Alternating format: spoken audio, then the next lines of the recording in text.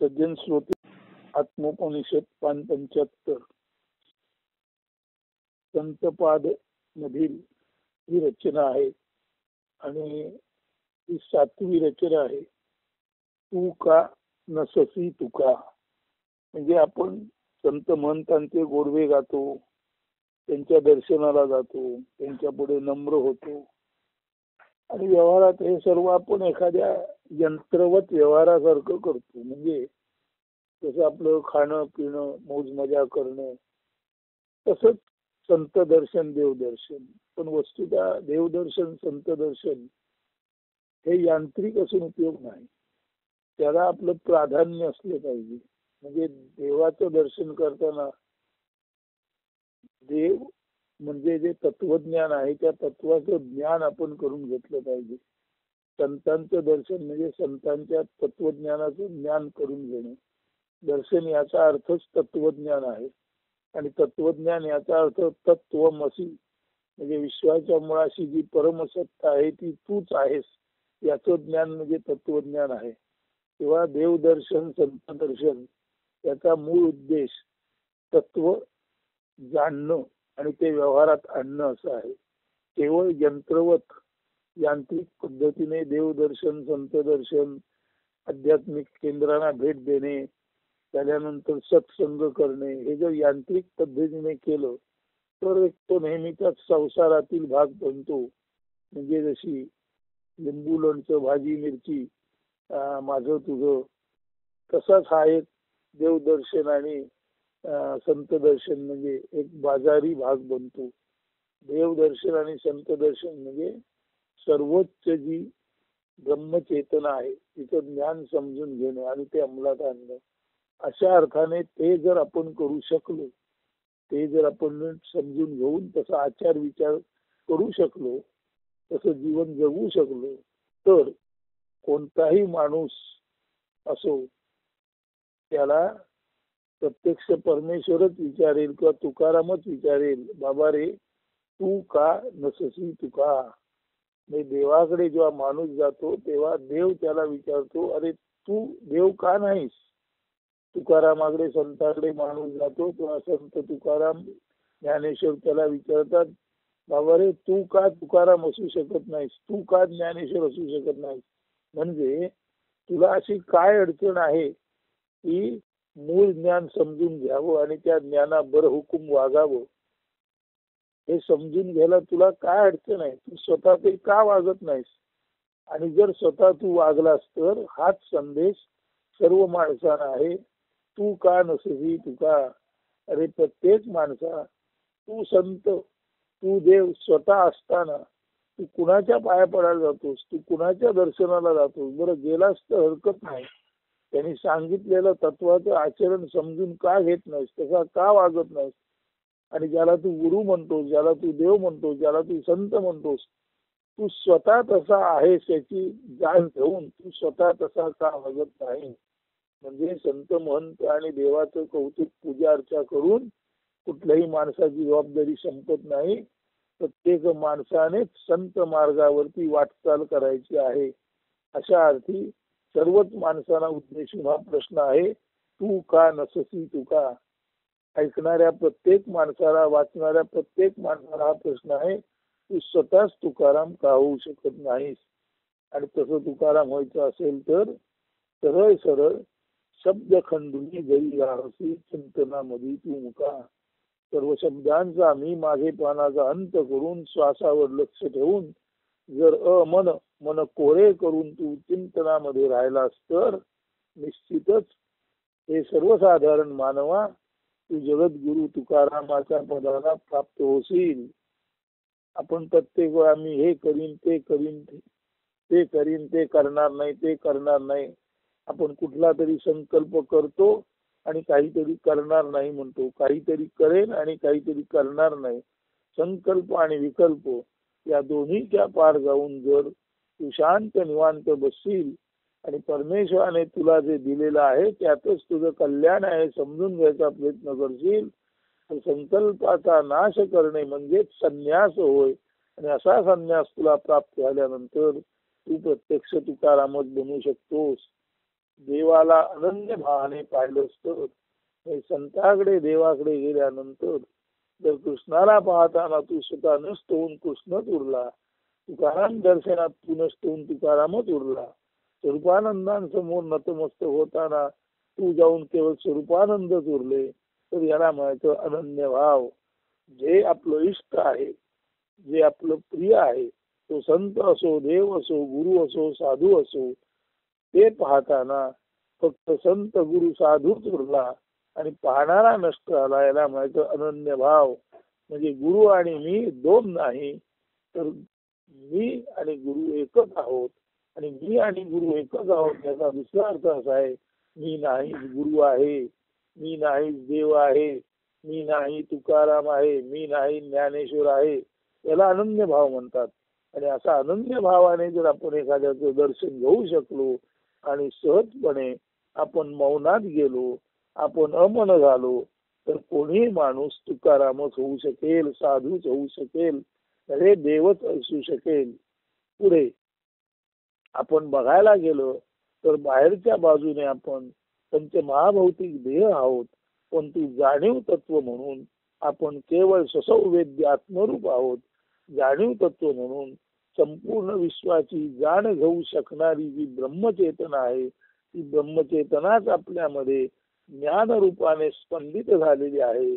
म्हणून आपणाला आता समजा इथे बोललं जातंय, ऐकलं जातंय, तर बोलणाऱ्यामध्ये एक जाणवलेलं तत्व आहे, तो बोलतोय आणि ऐकणाऱ्याला ते तसंच जाणीव तत्व म्हणून ऐकता आलं, तर देव बोलला जातो, देव ऐकला जातो, म्हणून ते बोलणारा आणि ऐकणारा देवच आहे. अशा अर्थाने आपण देह नसून देहा अंतर्गत असलेलं जाणीव तत्व ईश्वरी ज्ञान आहोत, याचं आपल्याला भान आलं आणि आपण मौनात गेलो, आपण मनाने कोरे झालो, अमन झालो, न मन झालो, परमशांत झालो, तर कोणीही माणूस तुकारामच असू शकतो, साधू संत देव कोणीही असू शकतो. आता पुढे द्वैताद्वैती मधूचा खता. द्वैत म्हणजे संसार आणि अद्वैत म्हणजे परमशांत परमेश्वराचं चिंतन करताना येणारा नमनाचा मनाचा भाव. म्हणजे द्वैत म्हणजे संसार आणि अद्वैत म्हणजे अमन भाव.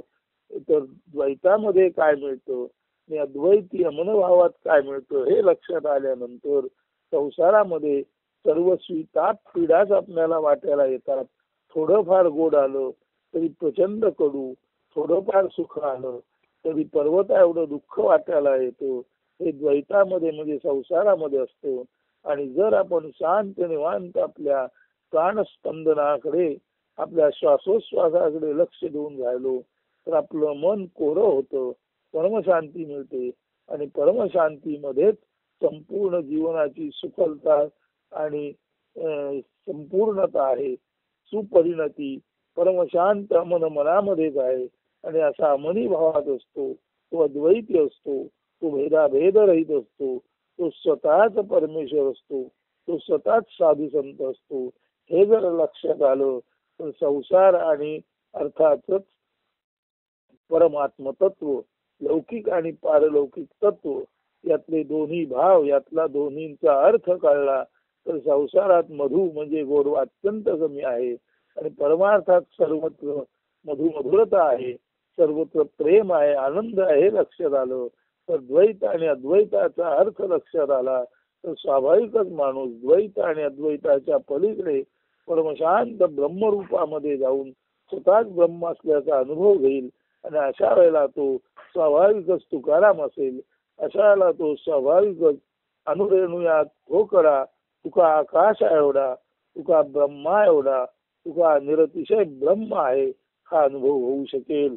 म्हणून इथे प्रत्येक माणसाला म्हटलेलं आहे, बाबा रे तू देवदर्शन संत दर्शन यांत्रिक पद्धतीने करू नकोस. तो व्यायाम नव्हे, ती उठाठेव नव्हे.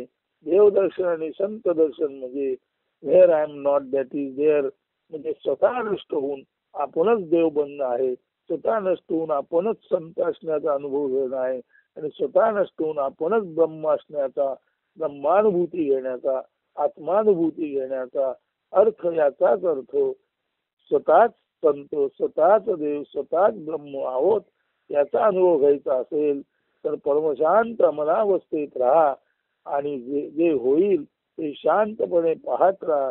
यालाच म्हणतात कौतुक तू आहे संचिताचे.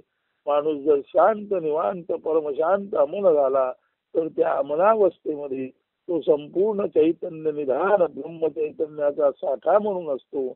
आणि ब्रह्मचैतन्याला कुठलीच उणीव नसल्यामुळे असा ब्रह्मचैतन्य मग्न दग्ध माणूस आपोआपच त्याला त्या त्यावेळी जे जे आवश्यक असते ते त्याला सहजपणे उपलब्ध होते आणि त्याची जीवन नौका अगदी सहजपणे भवसागर तरून जाते. यालाच म्हणायचं स्वतः संतत्व प्राप्त होणं, स्वतःला देवत्व प्राप्त होणं. आणि या अर्थानेच म्हटलेलं आहे प्रत्येक माणसाला तू का नसती तुका. अरे माणसा तू स्वतःला लहान का समजतोस. तू स्वतःच तुकाराम आहेस, तू स्वतःच संत आहेस, तू स्वतःच देव आहेस, तू स्वतःच परब्रह्म आहेस. म्हणून म्हणतात लो एम इज क्राईम, म्हणजे क्षुद्र ध्येय ठेवणं हा गुन्हा आहे. म्हणून एम हाय, अत्यंत उच्च दर्जाचं ध्येय ठेवा. आणि अत्यंत उच्च दर्जाचं ध्येय त्याचा अर्थच यो वै भूमा तत्सुख नाल्पे सुखमस्ती. जे निरतिशय ब्रह्म आहे तेच सुख आहे. आणि निरतिशय ब्रह्म असण्याचा प्रत्येक जीवाला निसर्गदत्त किंवा जन्मसिद्ध हक्क आहे. तो आपण ओळखावा आणि आपणच स्वतः तुकाराम असावं, आपणच ज्ञानेश्वर असावं, आपणच देव असावं, आपणच परमेश्वर असावं. म्हणजे प्रत्येक माणसाला हे जे शक्य आहे ते त्याने जरूर करावं. संकुचित वृत्ती ठेवू नये, भेदाभेदात राहू नये, आपण क्षुद्र ध्येय धरू नये. आणि क्षुद्र चित्ताला पाहून क्षुद्रपणे जन्माला आलो आणि क्षुद्रपणे मेलो असं आपलं व्हायचं नसेल तर हे असावे सुदूर ऐसे कधी हाती न यावे. मात्र त्याच्या प्रकाशात जीवे भावे चालावे. आपलं ध्येय कितीही दूर असू दे परंतु आपण त्या ब्रह्मप्रकाशामध्ये जीवाचा एकांत करून चाललं पाहिजे. आपण ब्रह्मत्वास प्राप्त होऊ का न होऊ आपला विचार नाही. आपण ब्रह्म होते जाणून ब्रह्माकडे वाटचाल करणं, स्वतःच ब्रह्म होणं हेच आपलं ध्येय असलं पाहिजे. ते ध्येय कधी साध्य येईल कधी साध्य होणार नाही याचा विचार करू नका. परंतु परमध्येयाकडे वाटचाल करा, संतत्वाकडे वाटचाल करा, देवत्वाकडे वाटचाल करा. आणि स्वतःच ब्रह्मत्वाकडे वाटचाल करून आपण संत देव ब्रह्म असल्याचा अनुभव घ्या. असं हे प्रत्येक माणसाला सांगताना प्रत्येक माणसाला उद्देशून म्हटलेलं आहे. तू का नसती तुका. अरे माणसा तू स्वतःच तुकाराम, तू स्वतःच जगद्गुरु असून ते आपलं मूळ असणं विसरलं आहेस. तिकडे लक्ष दे आणि तू स्वतःच संत आहेस याचा अनुभव घे. आणि संतत्वाची अनुभूती हीच देवत्वाची अनुभूती आणि हीच ब्रह्मत्वाची अनुभूती. याचा विसर तुला पडू नये. आता हे सर्व गद्य सांगितलेलं आहे. याच्यात सर्व पद्याचा नीट अर्थ आलेला आहे. आता पद्य नीट ऐका. शीर्षक आहे तू का नससी तुका. तू का नससी तुका मानवा. तू का नससी तुका शब्द खंडुनी जरी राहसी चिंतनामधी. तू मुका तरी तू अससी तुका मानवा. तू का नससी तुका संकल्पाचा नाश साधुनी जरी संन्यासी. तू मुका तरी तू अससी तुका मानवा. तू का नससी तुका अनन्य भावे देव पाहता. देव होऊनी तू मुका तरी तू अससी तुका मानवा. तू का नससी तुका देहाकारे देहची अससी तत्वाकारे. तू मुका तरी तू अससी तुका मानवा. तू का नससी तुका द्वैता द्वैती मधुचा खता शून्यत्वाने तू मुका तरी तू कशी तुका मानवा तुका नसती तुका मानवा तुका नसती तू असतो. धन्यवाद. शुभ दिन, शुभ प्रभात.